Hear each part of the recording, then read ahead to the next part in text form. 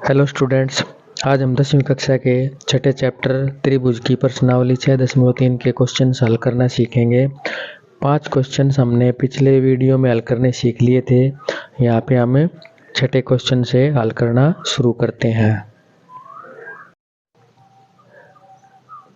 अब जो इसका अगला क्वेश्चन दे रखा है आकृति में, यदि त्रिभुज ABE और त्रिभुज ACD सर्वांग सम है तो दर्शाइए कि त्रिभुज ADE और त्रिभुज ABC समरूप हैं।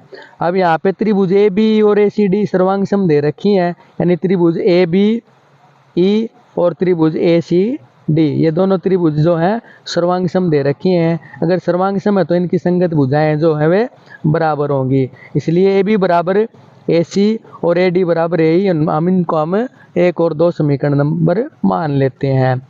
अब समीकरण नंबर 1 को 2 से 1 और 2 को जो है आपस में हम भाग कर देते हैं। भाग करने के बाद हमारे पास आ जाता है AB बटे AD बराबर AC बटे AE। समीकरण नंबर 1 को 2 से भाग देने पर अब जो त्रिभुज हमने समरूप सिद्ध करनी उनके अंदर तुलना करते हैं। यहाँ पे हमने देखना है त्रिभुज ADE और त्रिभुज ABC में। अब त्रिभुज ADE और ABC के अंदर हमारे पास आ जाता है ये AB बटे AD बराबर AC बटे AE, यानी दो भुजाएं हैं जो इनकी आनुपातिक दे रखी हैं और कोण A है जो इनका यहाँ पे कोण A उभयनिष्ठ है, साझला कोण है, इसलिए SAS यानी भुजा कोण भुजा सर्वांग समरूपता नियम है जो भुजा कोण भुजा समरूपता नियम से दोनों त्रिभुज यहाँ पे समरूप हो जाती हैं।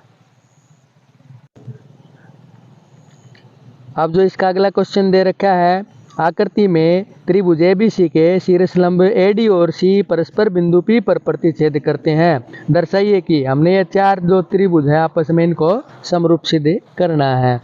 अब देखिए त्रिभुज जो पहला पार्ट है त्रिभुज AEP और त्रिभुज CDP के अंदर देखते हैं हम। त्रिभुज आकृति के अंदर देखते हैं त्रिभुज AEP और त्रिभुज CDP। दोनों त्रिभुजों के अंदर जब हम देखते हैं तो कोण AEP बराबर कोण CDP है यहाँ पे, क्योंकि प्रत्येक कोण 90 डिग्री का दे रखा है, और कोण APE बराबर कोण CPD, यानी कोण APE बराबर कोण CPD ये शीर्षाभिमुख कोण है यहाँ पे। इसका मतलब यहाँ पे दो कोण हमने दोनों त्रिभुजों में बराबर सिद्ध कर दिए, तो दोनों त्रिभुज यहाँ पे कोण कोण समरूपता से समरूप सिद्ध है। अब जो इसका अगला पार्ट है उसके अंदर दे रखा है जो दो त्रिभुज दे रखी हैं इस आकृति के अंदर हम देखते हैं त्रिभुज ABD और त्रिभुज CBE। त्रिभुज ABD और त्रिभुज CBE यानी दो त्रिभुज यहाँ पे दे रखी हैं। दोनों त्रिभुजों के अंदर उसी प्रकार से हम देख लेते हैं त्रिभुज यानी कोण जो बराबर सिद्ध कर लेते हैं। यहाँ पे कोण ADB है जो कोण ADB बराबर कोण CB हो गया यहाँ पे, क्योंकि दोनों कोण 90 डिग्री के हैं। और इसी प्रकार जो है कोण ABD बराबर कोण यानी कोण ABD और कोण CBE ये दोनों त्रिभुजों के अंदर ये कोण आता है तो उभयनिष्ठ हो जाता है ये कोण। इसका मतलब दोनों त्रिभुज कोण कोण समरूपता नियम से समरूप हो जाती है यहाँ पे। अब जो इसका तीसरा पार्ट है उसके अंदर त्रिभुज AEP और त्रिभुज ADB में हमने समरूप सिद्ध करना है, तो त्रिभुज AEP देख लेते हैं। त्रिभुज AEP है ये और त्रिभुज ADB त्रिभुज ADB। अब इसी प्रकार ये हो गया कोण AEP बराबर कोण ADB, प्रत्येक कोण यहाँ पे 90 डिग्री का है, और कोण EAP है जो कोण EAP और कोण DAB दोनों त्रिभुजों के अंदर ये कोण है, तो ये उभयनिष्ठ हो जाता है ये कोण।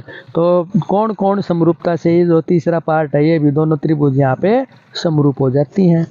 अब जो इसका अगला पार्ट है त्रिभुज PDC त्रिभुज PDC देखते हैं हम। त्रिभुज PDC ये दे रखी है और त्रिभुज BEC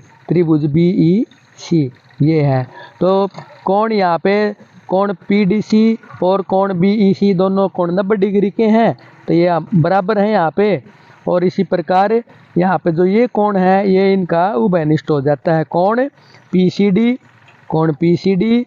और कोण BCE दोनों त्रिभुजों के अंदर ये कोण है तो ये उभयनिष्ठ है। इसका मतलब दोनों त्रिभुजों में दो कोण हमने बराबर सिद्ध कर दिए। दो कोण बराबर हैं तो कोण कोण समरूपता से यहाँ पे एंगल सिमिलरिटी जो कंडीशन है उसके अनुसार दोनों त्रिभुज यहाँ पे समरूप हो जाती हैं।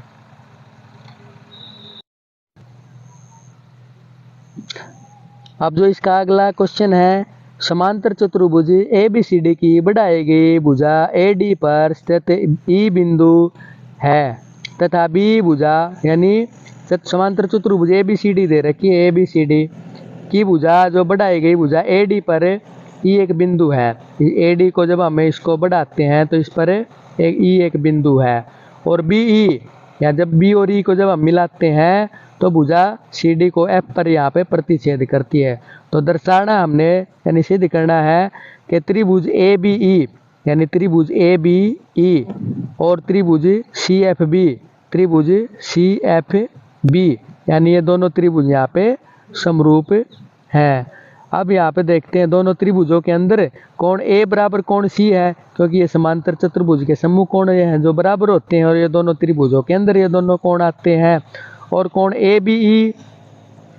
ABE बराबर कोण CFB आ जाता है, क्योंकि ये एकांतर कोण है। एकांतर कोण जो है जब दो समांतर रेखाओं को कोई रेखा तिर्यक रेखा काटती है तो उनमें एकांतर कोण जो बनते हैं वे बराबर होते हैं। तो ये यहाँ पे एकांतर कोण हो जाते हैं। तो यहाँ पे हमने दो कोण बराबर सिद्ध कर दिए हैं, इसलिए त्रिभुज ABE और त्रिभुज CFB यहाँ पे कोण समरूपता से समरूप हो जाती हैं।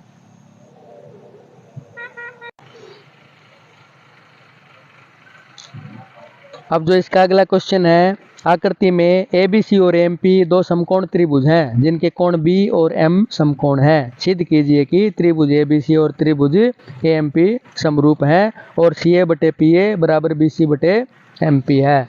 अब हम दोनों जो त्रिभुज हैं इनके अंदर देखते हैं, त्रिभुज ABC और त्रिभुज AMP में ये दो कोण यहाँ पे बराबर दे रखे हैं, क्योंकि समकोण है कोण ABC और कोण AMP। तो ये प्रत्येक 90 डिग्री का हो गया और कोण ये दो है जो दोनों त्रिभुजों के अंदर ये उभयनिष्ठ हो जाता है, साझला कोण है, कॉमन है। तो इसलिए दोनों त्रिभुज यहाँ पे कोण समरूपता से समरूप हो जाती हैं। अगर दोनों त्रिभुज ये समरूप हैं तो जो दूसरे पार्ट में इनके जो संगत भुजाएं समानुपाती होंगी, इसलिए CA बटे PA बराबर BC बटे MP।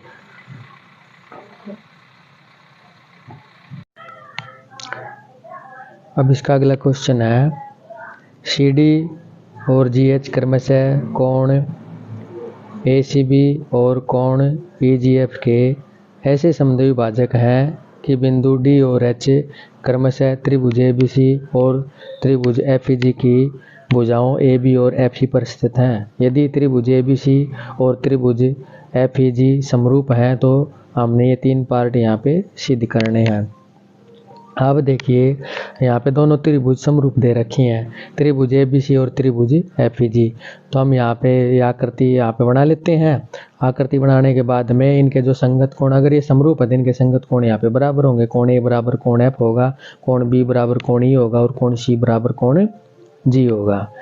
अब यहाँ पे जो स्टेटमेंट के अंदर जो पहला पार्ट पूछा CD बटे GH बराबर AC बटे FG, तो हमने CD बटे GH और AC बटे FG हमने इन दोनों त्रिभुजों को यहाँ पे समरूप सिद्ध करना है पहले।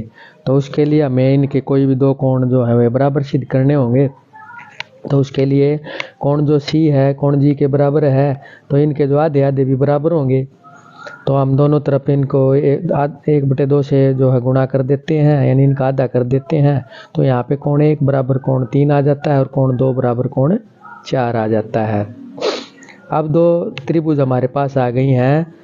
तो दोनों त्रिभुजों के अंदर यानी त्रिभुज DCA और त्रिभुज HGF में एक तो कोण A बराबर कोण F है, क्योंकि दोनों त्रिभुज ये समरूप हैं, इनके संगत कोण हैं। और कोण 1 बराबर कोण 3 यहाँ पे हमने इस समीकरण नंबर 4 से सिद्ध कर दिया है। तो इसका मतलब यहाँ पे त्रिभुज DCA और त्रिभुज HGF यहाँ पे समरूप हो जाती हैं कोण समरूपता से। अगर ये समरूप है तो इनकी संगत भुजाएं यहाँ पे अनुपातिक होंगी। तो ये पहला पार्ट यहाँ पे सिद्ध हो जाता है। अब जो इसका अगला पार्ट है उसमें हमने त्रिभुज DCB और त्रिभुज HGE को हमने यहाँ पे त्रिभुज DCB और त्रिभुज HGE इन दोनों त्रिभुजों को यहाँ पे समरूप सिद्ध करना है। तो सेम इसी प्रकार हो जाएगा। कोण B बराबर कोण यहाँ पे E हो जाता है, क्योंकि त्रिभुज ABC समरूप त्रिभुज FEG है। और कोण 2 बराबर कोण 4 है। ये समीकरण नंबर 5 से हो जाता है। तो दोनों त्रिभुज यहाँ पे कोण कोण समरूपता से समरूप हो जाती हैं। इसी प्रकार DCA और HGF, DCA और HGF को हमने पहले पार्ट में भी सिद्ध किया था। यहाँ पे भी उसी प्रकार इनके दो कोण जो है बराबर हो जाते हैं। कोण 1 बराबर कोण 3 है, ये समीकरण नंबर यहाँ पे 4 से आ जाता है। और कोण A बराबर कोण F है जो ये यहाँ पे आ जाता है समीकरण नंबर 1 से। तो दोनों त्रिभुज कोण कोण समरूपता से यहाँ पे समरूप हो जाती हैं।